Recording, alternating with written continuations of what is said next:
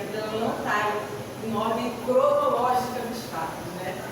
Mas a gente tem essas subdivisões, não é? A gente já estudou lá o Pentateuco, Gênesis, Êxodo, Levítico, Números e Deuteronômio, que foi o autor, né? Moisés. E agora a gente está indo mais também, a revista está dando continuidade aos livros históricos, né? Que nós vamos começar a falar sobre Josué, Juízes, Ruth e assim por diante.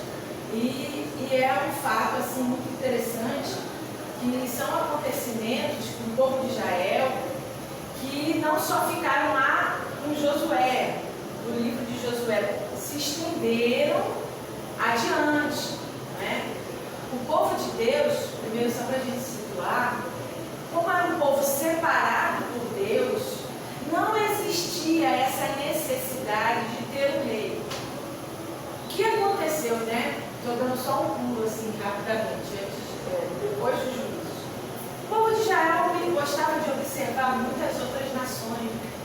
E ele observava que aquele povo tinha rei, eles não tinham. E eles começaram a querer se comparar. Primeiro veio aquela prostituição, onde eles começaram a casar com pessoas que não eram para ser casadas. A gente fala a palavra prostituição, parece que é pesado, mas irmãos, não é. Tem alguns tipos de adultério. Tem o adultério que se comete no casamento, tem o adultério que a gente comete contra a palavra de Deus, não é? E aquele povo, o que acontece? Ele adulterava, em certos momentos, a palavra de Deus, né? Quantas vezes no Antigo Testamento Deus ele se manifesta falando sobre esse tipo de conduta do povo de Israel, o quanto eles estavam adulterando, o quanto eles estavam se prostituindo, largando a verdade, levando adoração a outros deuses, não é? Então tudo isso é um meio de alerta que Deus tinha com aquele povo e falava dessa forma. E eles começaram a ficar vendo que não era para ver, e logo depois teve a situação dos reis de Israel. Eu queria fazer uma diferença jurídica entre prostituição e adultério, né? Porque a prostituição é quando a pessoa tem relacionamento ilícito com pessoas solteiras, entre pessoas solteiras. E o adultério é entre pessoas casadas. Como a nação de Israel, ela era a nação que era como a noiva de Jesus, aquela escolhida, né, de Deus, tinha um compromisso, tinha uma aliança, tinha um casamento com Deus. Então, todas as vezes que Israel se relacionava com outros deuses, a Bíblia chama isso de adultério. Verdade. Lá na frente do Novo Testamento, é engraçado, né? Deus às vezes ele traz o casamento dessas duas obras, né? Ele comparava o povo de Israel sendo adúltero e a noiva sendo ao povo de Israel. E já no Novo Testamento já traz para o casamento. Ele consegue, assim, converter, ele faz essa linha, né, entre os dois, né? Para a gente conseguir interpretar dessa forma.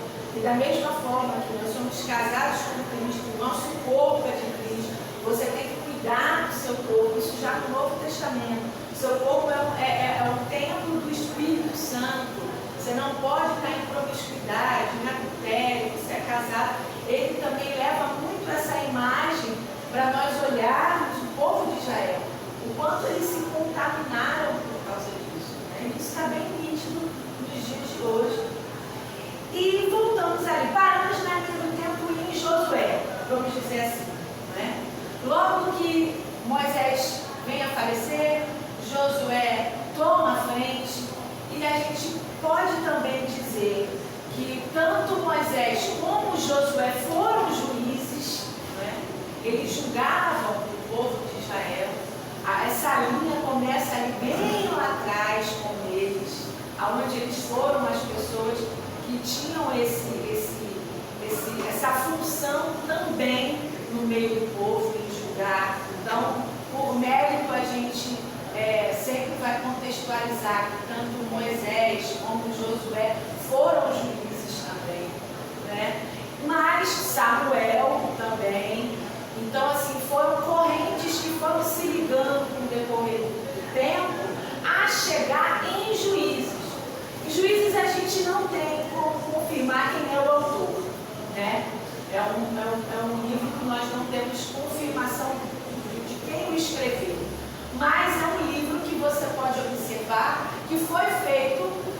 escrito, o escriba foi uma pessoa entendida entre eles e sabia o que se estava falando.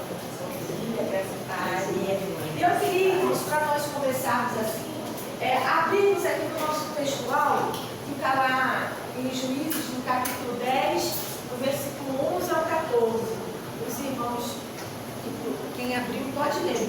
Juízes, capítulo 10, do 11 ao 14. 11 ao 14.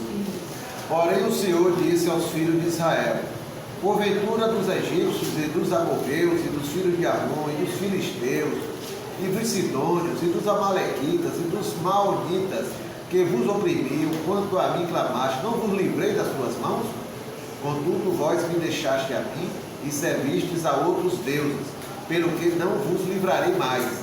Ide e clamai aos deuses que escolhestes, que eles vos livrem no tempo do vosso aperto. Olha só como essa palavra é forte, né? Você ter aquele momento onde Deus ele não vai te ajudar mais.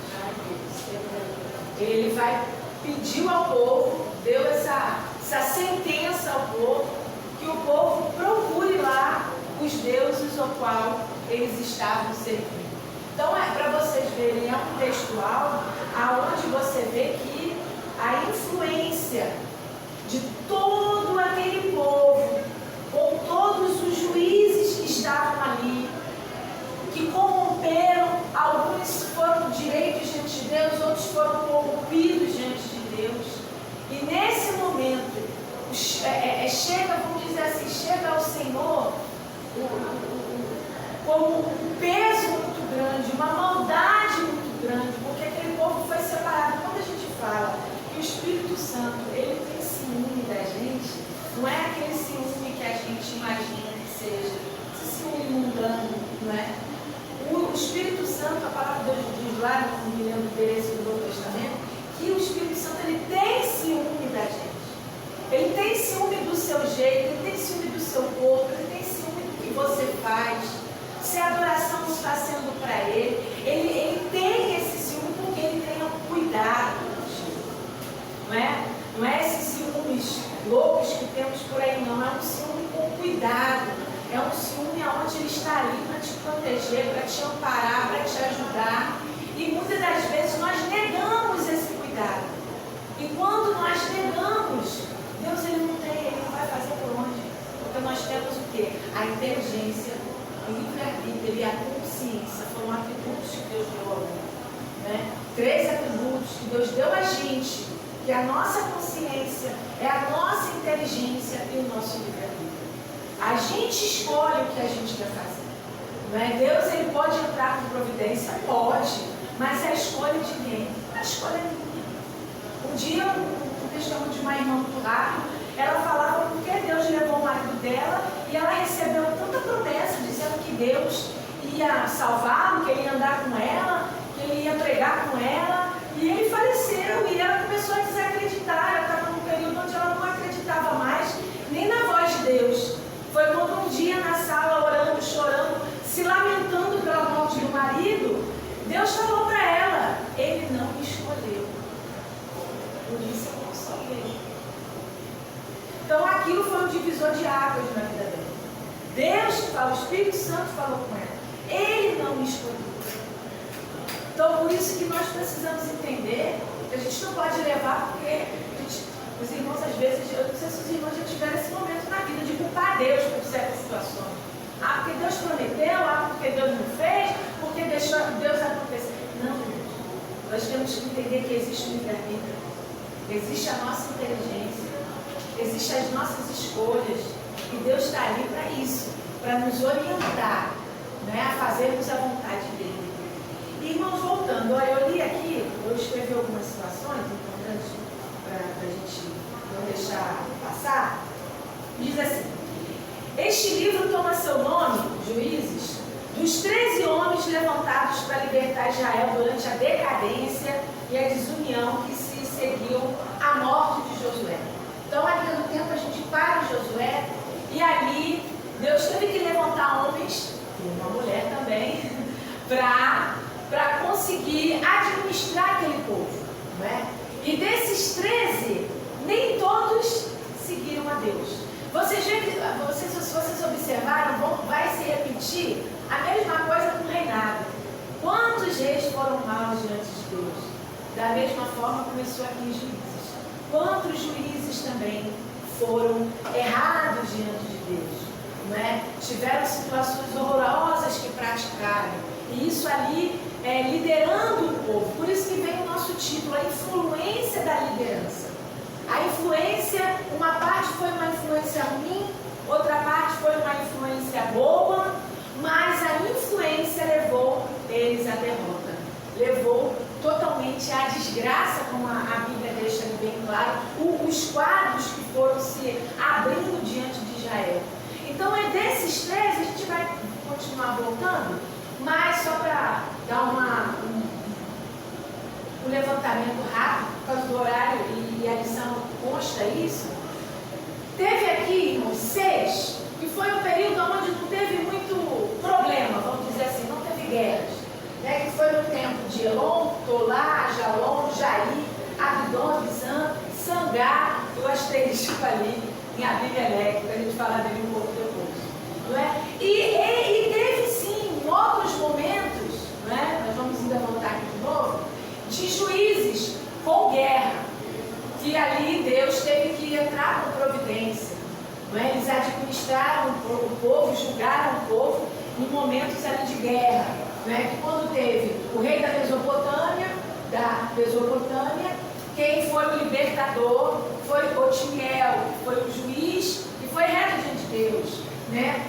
Os moabitas foi Eude, né? Que também foi um libertador diante de Deus. Os cananitas, Débora e Baraque, né? Os midianitas, Gideão, os amonitas, Jefté e os filisteus, Sansão. Né? Todos esses inimigos que se levantaram durante esse período tiveram esses juízes aqui como libertadores.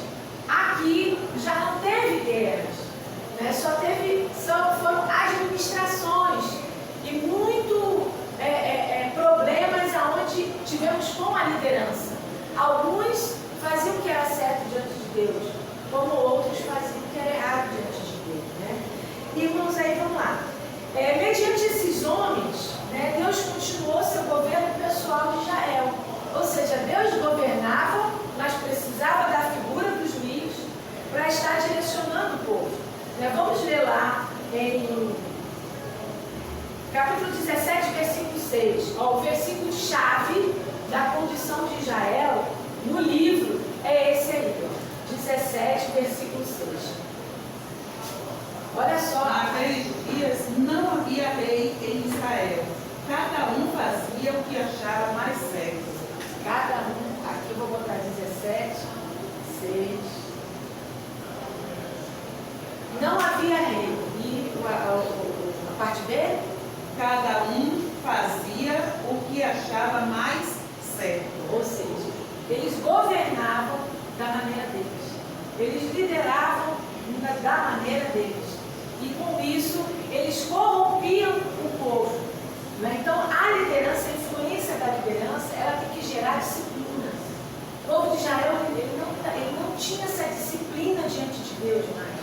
Nós sabemos que disciplina é algo inegociável.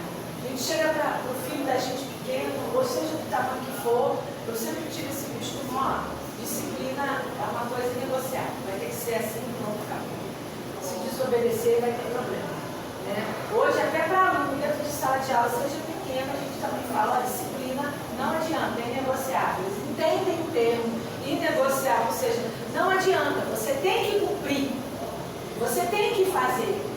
Não tem como você administrar, querer dar um jeitinho, tem que ter disciplina. Se a gente, como cristão, não tem disciplina diante de Deus, a nossa vida espiritual desce. Se você não acorda antes do seu horário normal, para ler a sua palavra, para ter uma comunhão com Deus, não, eu vou fazer isso quando eu chegar em casa. Quando chego em casa, tem várias situações para fazer. Não, eu já estou cansado. Não deu tempo de ler a Bíblia. Cadê a disciplina espiritual? Sem disciplina, nós não conseguimos nutrir a nossa vida espiritual.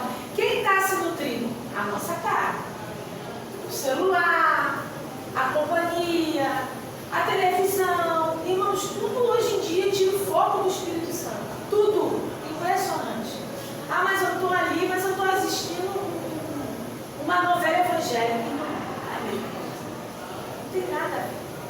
Né? A gente já escuta, né, esses comentários de falar, não, eu já estou lendo a Bíblia pela novela. Irmãos, é um absurdo. Lógico que eu não iria falar nada. Mas você escutar isso, que foi comigo, me perguntou, jamais eu iria falar alguma coisa. Mas as pessoas se baseiam muito no que está se vendo. E ali não tem nada a ver com a situação da palavra de Deus. Algumas coisas vão estar aí fazendo alusão, mas seguir ali como a palavra de Deus, não. Se a gente não tem essa disciplina, tem que acordar às 5 horas da manhã. Não tem problema, você vai botar o relógio para 4h45. Não tem essa desculpa que não tem tempo. Isso aí o inimigo tem operado muito no meio do povo, de colocar que a gente não tem tempo. A tecnologia é muito boa mesmo, mas celular, Instagram, Facebook, você trabalhou demais. Porque o momento em que você tinha de paz aí para procurar a palavra de Deus, a gente está vendo a internet, e quando a gente vê já está mais de 1 hora ali. Não é? Então são situações que a gente precisa ter disciplina espiritual diante de Deus. Eu sei que os dias são corridos, mas sem disciplina, irmãos, a gente entra em decadência espiritual. O povo de Israel aqui estava indisciplinado. Por causa de quem? Do seu líder, do seu juiz. Porque ele fazia o que ele queria. Ele tomava a decisão que ele queria. Não era uma decisão vinda de Deus para o povo. Era uma decisão direta de quem estava governando para os seus liderados. E com isso o povo se perdia, né? Como diz, né? Então, irmãos, a gente, como a gente acabou de falar, a gente tem 2 aspectos aí, né? Que aconteceu nesse período, né? Foi o completo fracasso de Israel e a persistente graça de Jeová, né? Deus, ele tinha amor. Deus, ele tinha misericórdia daquele povo. Deus, ele amava o seu povo. Então, ao mesmo tempo que eles entravam no estágio ali de decadência espiritual, de fracasso completo, mas chegava um momento em que o povo se arrependia e Deus estava ali com a sua misericórdia. O Espírito Santo de Deus, ele não estava dentro das pessoas, igual acontece lá no Novo Testamento. Mas ele pairava. Vinha o Espírito, não é? Pairava, ficava ali sobre eles, não é? E aí era o momento onde o povo, ele tinha esse despertar da incredulidade, da maldade, do pecado, que se voltava contra Deus. Irmãos, isso acontece conosco, né? Na nossa caminhada cristã, nem sempre nós estamos sendo assim. Essa semana tem uma aluna, ela é evangélica, viu? E essa menina, ela é igualzinha, ela tem um brilho especial, ela é toda entusiasmada com tudo. Aí ela teve doente, aí ela voltou. Mas sabe, ela voltou e ela está muito. Sabe o que é aquela menina totalmente diferente? Assim, apática. Aí quando foi essa semana eu chamei. Vem cá, o que você tem? Aconteceu alguma coisa? A gente pensou, não aconteceu nada. Não aconteceu nada da sua casa? Nada. Brigou aqui com alguém? Nada. Aí eu disse, por que você está assim? Aí ela falou nada. Aí eu perguntei, está falando a verdade? Aí ela falou, professora, é porque eu estou fria. Eu esfriei no Espírito Santo. Aí eu cheguei e disse a ela, olha, você sabe que o coração dele arde por você. Basta você fazer uma oraçãozinha que ele vai encher o olhinho pessoal. Basta você orar, porque o coração do Espírito Santo, ele sonha com você todos os dias e você chame por ele. Aí ela começou a chorar. Aí eu disse assim, olha, eu vou orar em casa e você vai orar. E segunda-feira eu quero notícias, que é amanhã, né? Que ela, eu tenho certeza que o Espírito Santo ele arde por a gente. Ele fica assim, ó, além de muita gente esperando o chamado, uma palavra. Isso. E ontem nós ouvimos uma palavra maravilhosa, não foi não? Sobre palavra. Verdade. Gente, que palavra. Aí eu digo assim, quando une palavra e Espírito Santo, o dupla imbatível. Não tem quem possa vencer essa dupla. Se quebra, vai embora. Então eu achei interessante isso, como essa ausência aniquilou aquela menina com tanto brilho, né? Então é esse brilho que a gente precisa precisa ter. E só quem dá é o Espírito Santo. E a sua posição como líder naquele momento, né? Você pegou a causa dela, você julgou diante de Deus e falou, olha, sua sentença é voltar para Cristo, né? Você tem que falar, orar, clamar, que Ele volta para você, né? Agora imagine essa situação, um povo imenso, Muita gente. e muita gente sendo levada pela errada. Ao estudar essa lição, a palavra que ficou no meu coração foi essa que você acabou de dizer. A influência que nós temos no lugar onde nós estamos, né? Como é importante a influência de um professor cristão. Aí eu fiquei pensando na influência de um pai, né? Para os homens que estão aqui, né? Que coisa importante é um pai na vida de uma família. Um pai cristão que pratica a palavra de Deus, que influência boa. E como nós estamos precisando de pais. Com certeza. Pais comprometidos com a prática da palavra de Deus, que seja uma boa influência para seus filhos. Faz toda a diferença no futuro do filho. Toda a A gente diferença. acha que a mulher faz tudo, gente, isso não é Não. Uma mãe sábia, ela edifica a sua casa, mas ela tem uma outra perna que é o pai que não pode faltar. E pensei também, ao estudar essa lição, na influência política, né? Já que nós estamos em um ano político, como é importante, na hora de escolher o candidato, a gente ter critérios para a escolha. E aí a lição fala, né, sobre essa questão do espinheiro, que é muito usado, principalmente no âmbito político, e fala quando as pessoas que têm sabedoria, que têm conhecimento da palavra de Deus também, né? Do espinheiro. Não é? E aí se usa muito no jargão político essa questão que se a gente não escolher as pessoas certas, os espinheiros vão se colocar à disposição e eles não têm nada para dar. Aí eu estou até fazendo já uma conclusão, mas nós precisamos nos avaliar que tipo de influência nós somos dentro da nossa casa, no nosso trabalho. Como é que a gente está exercendo essa influência? Porque não é apenas no tempo dos juízes, não eram apenas os reis, é uma coisa atual e uma coisa que precisa ser cuidada e observada, essa questão da influência. Hoje a irmã Heró postou nos grupos uma mensagem e casou com o tema dessa lição, né? Sobre a influência que nós devemos ter na nossa descendência. Esse é o tempo do nosso mês de oração, né? Que a nossa descendência seja abençoada na terra. E pensemos, irmãos, em que tipo de influência nós estamos sendo no lugar onde nós estamos. Que tipo, né? Nós somos os influenciadores, né? Se nós buscarmos na palavra, nós podemos, né? Tem até uma pergunta da lição falando sobre isso. Quem na Bíblia você se inspira? Quem é aquele personagem da Bíblia que você acha que você tem uma certa feição, onde você se parece ou você quer ser, né? Assim, pegar assim, aquela referência e trazer para a sua vida. Eu sou um pouco igual a Pedro, eu sou mais calmo, eu sou igual a João, eu quero ter Paulo como minha referência, eu quero ter Abraão, eu quero ter Moisés. Então assim, a gente se inspirar em alguém na Bíblia também. Só não vale ser Jezabel. Tanto! Jezabel dá pra virar, né? Não pode! E nem esse aqui, ó! E nem esse aqui, não é?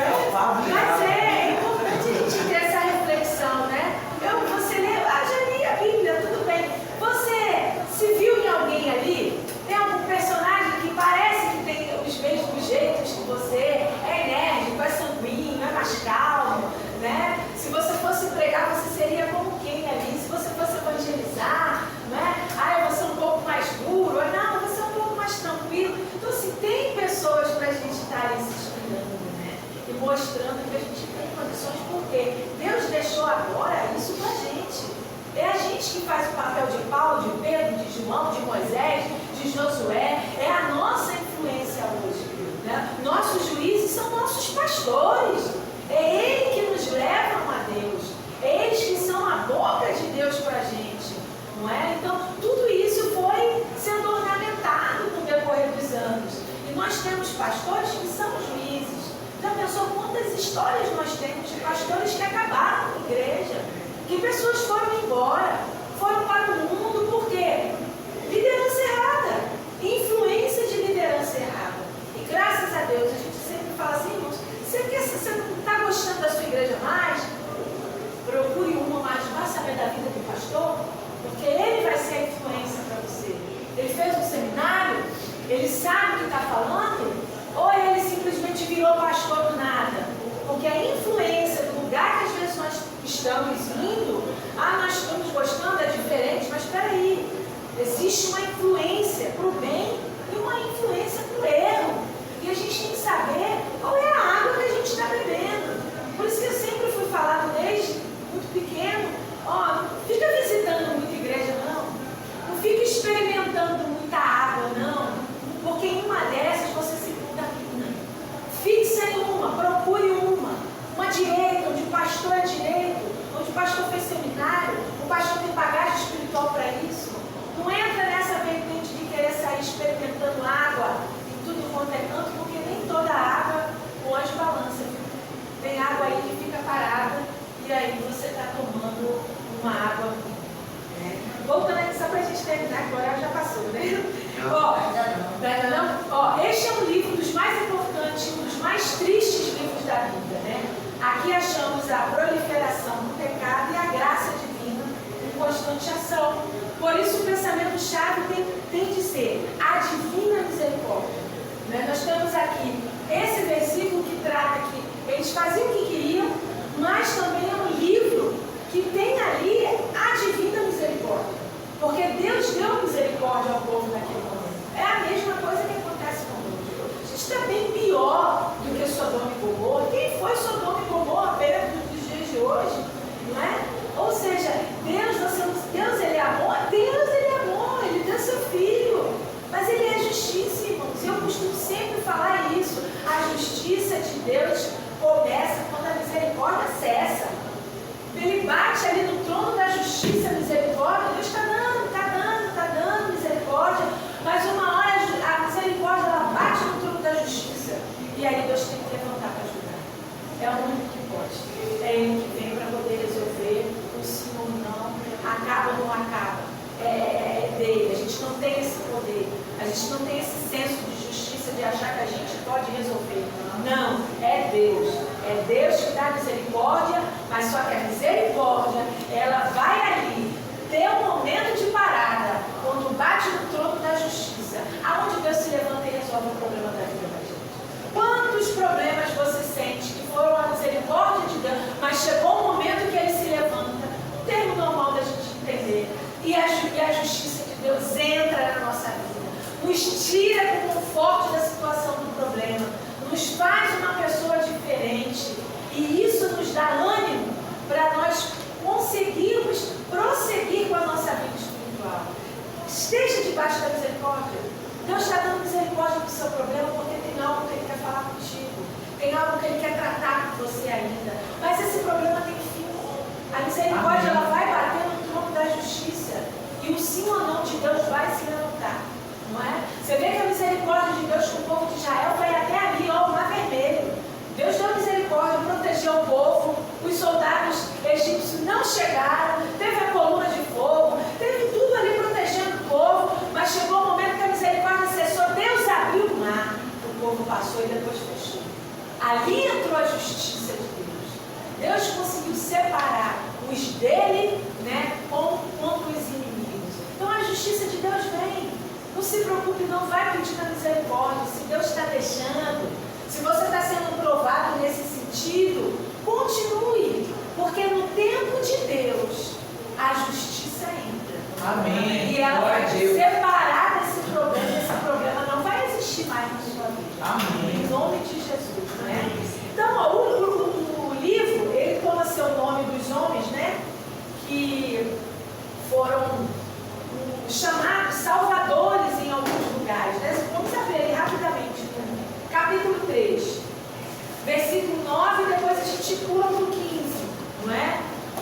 só dar uma ênfase, como eram chamados, né, os salvadores. 3, versículo 9, depois pula para o 15. E os filhos de Israel clamaram ao Senhor, e o Senhor levantou aos filhos de Israel um libertador, e os libertou Otiniel, filho de Kenaz, irmão de Caleb, mais novo do que ele. Agora o 15. Chama, né, como libertador. Então os filhos de Israel clamaram ao Senhor, e o Senhor lhes levantou o libertador, Eude, filho de Gera, benjamita, homem canhoto. E os filhos de Israel enviaram pela sua mão um presente a Edom, rei dos Moabitas. Para você ver que em alguns versículos, esses juízes são chamados de libertadores. Que foram os juízes que libertaram o povo, foram os juízes que foram diante de Deus, né? Como a gente falou no início, os juízes começou naquela linha lá, ó, Moisés, Josué e Samuel. A gente entende, né, que começou ali até a monarquia, né? Até a monarquia. E teve, como eu coloquei aqui, três tipos principais de juízes. Nós tivemos juízes guerreiros. Exemplo, Gideão e Sansão. Pegaram a espada, foram para a luta, guerrearam, né? Nós tivemos um juiz sacerdote, Eli, exemplo, e um juiz profeta, Samuel. Então nós temos esse quadro aí de juízes, onde nem todos tinham uma mesma função, outros eram guerreiros, sacerdotes, né? Profetas diante de Deus. A gente costuma dizer que Samuel acumulou ali tudo, né?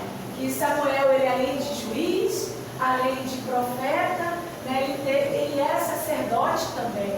Foi o único aí que conseguiu os três, né, porque foi um homem muito direcionado por Deus. E esse período de juízes que durou 400 anos, né, os juízes são uma continuação, como nós falamos, da história de Josué. E nesses anos, a gente pode dividir em 3 partes, né? Primeiro, aquela retrospectiva, olhando para trás. Isso aqui, irmãos, se deu muito na história de Josué. Não é? Você vê que o livro de Josué sempre está fazendo ênfase. Olha para trás. Olha de onde Deus tirou a gente, né? Encorajando o povo. O povo errava, mas Deus tinha misericórdia dele. Então, era uma retrospectiva do que acontecia. Na segunda parte, nessa perspectiva, que era olhando mais adiante, não é? Você sempre vê que Deus, ele tinha promessa com o povo. E Deus sempre estava falando sobre essa promessa da sua terra prometida, né? Desde os tempos outrora, né? Que eu vou fazer daqui uma grande nação. Vocês vão observar que a nação maior, de tudo de bom, vai ser com o povo de Israel. Tinha muito esse olhar adiante, essa promessa de grandeza que Deus dava a Israel. Então, sempre teve esse olhar para o tempo vindouro, do que iria acontecer, as coisas boas, né? E a introspectiva, o que era, irmãos? Sempre a mesma, né? Entrava aqui para dentro da gente, né? Uma rebelião entre eles, depois tinha a retribuição dessa rebelião, o arrependimento e o descanso. Isso aqui era um ciclo, né? Eles se rebelavam, depois acontecia a retribuição por eles praticarem a maldade, depois vinha o quê? O arrependimento, e depois vinha o quê? O descanso. Aí depois voltava tudo para o início novamente. Vinha a rebelião, vinha a retribuição, vinha o arrependimento e o descanso. Ficava naquele círculo vicioso, né? Então o olhar dos juízes sempre foi dessa forma, a gente olhar para trás. Deus, ele sempre foi misericordioso. Se nós olharmos para frente, tinham promessas a serem atingidas, né? Mas sempre acontecia do povo também se rebelar contra Deus, né? Então, irmãos, essa lição nos fala o grande momento onde Deus sempre tentou que eles buscassem a intimidade dele. Você vê que esses homens aqui, os juízes aqui, ninguém aqui era rico. Ninguém aqui tinha muito poder. Todos esses aqui foram escolhidos de forma simples e humilde. Não é? Todos tiveram aqui características de pessoas simples diante de Deus. Para você ver que o poder foi dado a pessoas simples diante de Deus. Ninguém aqui nasceu em berço de ouro. Tinha Abimeleque aqui, mas só pode falar.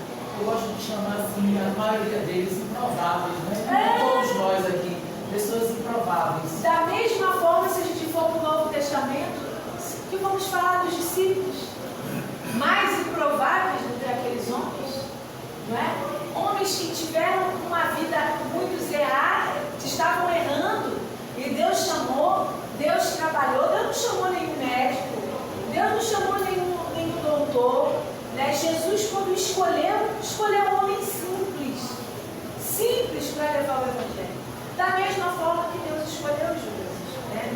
Quando eles tinham esse momento de arrependimento, todos aqui tinham um particular com Deus diferente. E Deus ouvia, Deus trabalhava, por isso que lá em Jeremias fala, irmãos, quem é forte, se glorie na sua força. Quem é rico, se glorie na sua riqueza. Quem é sábio, se glorie em toda a sua sabedoria. Mas você quer ter tudo? Se glorie em conhecer a Deus. É a única coisa que Ele pede. Se glorie em me conhecer. Queira me conhecer. Porque eu tenho justiça para dar. É isso que Ele fala no versículo. Eu tenho misericórdia, eu tenho justiça para dar. Sobre improváveis, né? Por que Deus escolhe improváveis? Primeiro, porque quem capacita Ele, a capacidade não vem de nós mesmos. Segundo, porque Deus não vê como vê o homem, Ele vê o coração. Ele sabe quem é o improvável aos olhos humanos, mas que vai abrir o coração para que Ele use aquela pessoa e que seja uma pessoa capacitada para fazer aquilo que Ele quer. Com certeza. Ó, você vê aqui. Glória a Deus, porque nós somos os improváveis. Glória a Deus. Olha esse aqui, ó. E foi um homem reto diante de Deus, filho de uma prostituta. Né? Filho de uma prostituta, de uma família que desprezou ele, disfuncional, não é? Então, assim, a gente tem condições de querer desprezar alguém? Porque aquele que a gente despreza hoje é o que Deus vai colocar como liderança. Aquele que a gente acha que é muito pequeno hoje, que não vai dar em nada, porque os nossos olhos sempre, né? Mas Deus, Ele transforma. Esse aqui, ó, improvável total. Uma família disfuncional, filho de uma prostituta, não sabe nem quem é o pai. Entendeu? E Deus levanta esse homem como um juiz. Né? E ele foi reto diante de Deus. Então são situações onde Deus confunde. A própria palavra fala, não é? Os sábios confundem os sábios. Deus confunde. Primeiramente, para prevalecer que quem fez foi Ele, a autoria dele, não foi de homem nenhum. E se a gente chega e fala essas coisas para uma pessoa que ainda não é cristã, ela também se confunde, ela não sabe disso. É porque as coisas espirituais pertencem a gente. Nós sabemos que o trabalhar de Deus é contramão ao nosso querer e à nossa vontade. Mas às vezes a gente é o barrinho. Barro dá trabalho. Barro para ser amassado e dá trabalho. Né? Quem já teve essa experiência de pegar um barro para tentar fazer um vaso, olha que profissão difícil. Pergunta aí, eles vão lhe falar que barro é um negócio difícil de amassar, de moldar para virar um vaso. É, gente, é o barrinho difícil de Deus. Né? Que Ele tem que estar ali, ó, amassando, quebrando, né? Fazendo de novo para depois ficar em perfeito estado. Quantas vezes nesse processo cristão nós fomos quebrados e amassados maravilhosos? E cada amasso, cada quebrada é doloroso, né? E a gente tem o processo de passar pelo fogo, o processo de levar água na massa, e aquilo vai machucando, aquilo vai quebrando, e Deus moldando, Deus trabalhando, e a nossa carne machucando, para nós pelo menos sermos hoje, né, um pequeno vaso diante de Deus. É um processo muito difícil. Por isso que a santificação ela é lenta e gradual, porque ela precisa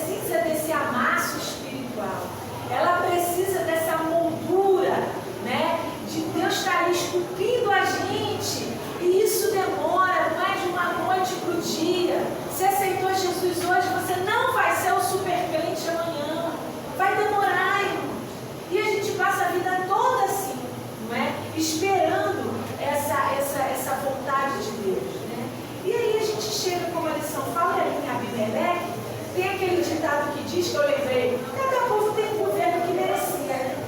E nesse tempo aqui, o povo estava merecendo um governo desse aqui mesmo. Né? Um homem desse jeito aqui, o povo estava merecendo.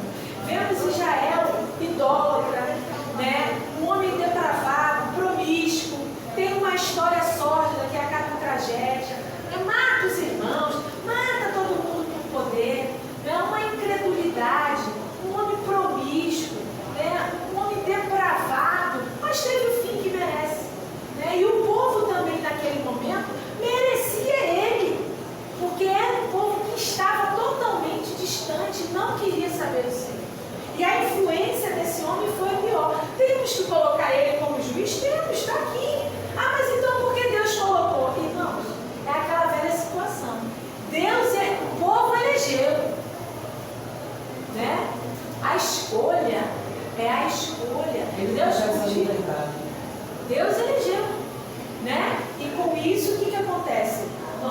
Eles foram para o caminho errado. Então, a disciplina, irmãos, ela não pode ser negociada. Sem disciplina, o povo perdeu. Né?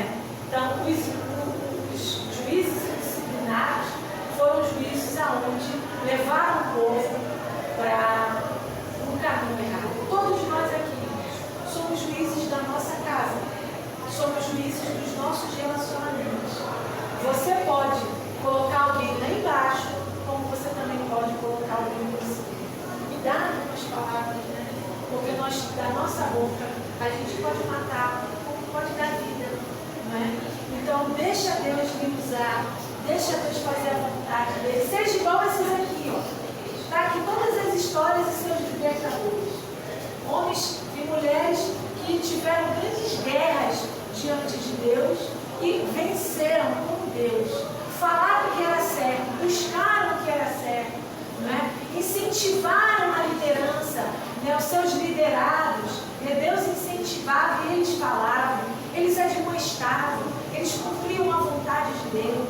Então vamos ter cuidado. Um livro que deveria ser lido em voz alta, todos os dias, em todas as igrejas, é o livro de Tiago, que é um livro que fala do que a gente fala, do que nós pegamos. Vem da onde, irmão? Da nossa língua, não é? Pode incendiar o quê? Uma floresta.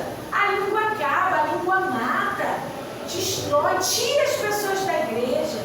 Pessoas que usam o púlpito, às vezes, para falar coisas, que eu estou falando de modo geral, que a gente interpreta muito isso. Quantas notícias horrorosas sobre igreja nós estamos vendo hoje?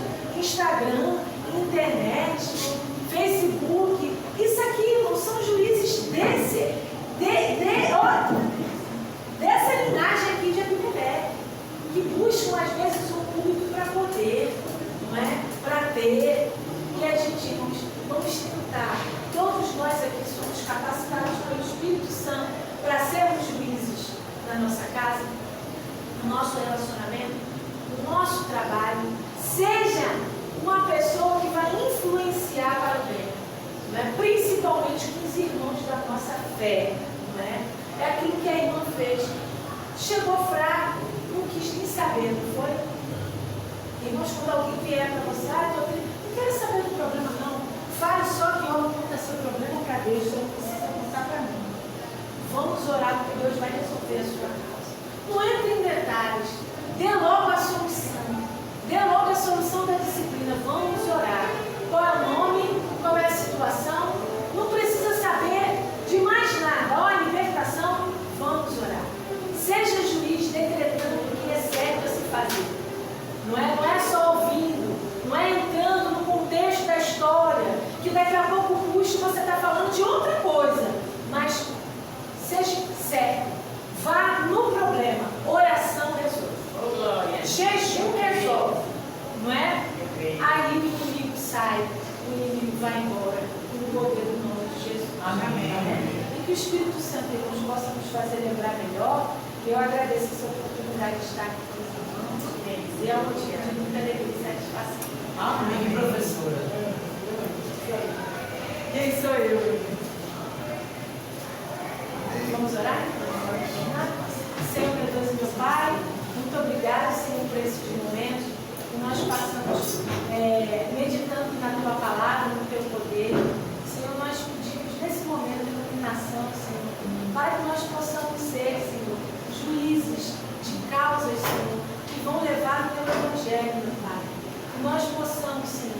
dá, Senhor, palavras de ânimo, de renovo para quem precisa, Senhor. Nos use pela tua misericórdia, Senhor, dentro do nosso lar, que às vezes é tão difícil, Senhor, nós liderarmos os nossos dentro da nossa casa, Senhor. Ó Deus, mas tu sabes, Senhor, mesmo sem palavras, Senhor, o Senhor pode, Senhor, com o nosso comportamento, Senhor, com a nossa disciplina, Senhor, fazer com que os nossos enxerguem, Senhor, que nós estamos seguindo o caminho correto, Senhor. Nos dê paciência, Pai. Ó Senhor, freia a nossa língua no momento que precisamos frear. Que o Teu Espírito Santo possa nos lembrar, Senhor, que nós temos que falar, Senhor, palavras de bênção, Senhor, profecias, Senhor, que vão eleger as pessoas, Senhor, a serem homens e mulheres de Deus, Senhor. Ó Deus, traga a bênção, a solução, Senhor, para as nossas causas, Senhor, e repreenda a fúria do inimigo, pelo poder que há no Teu nome, pela autoridade da Tua palavra, pela unção do Teu Espírito Santo, Senhor. Seja conosco, Senhor, em nome de Jesus.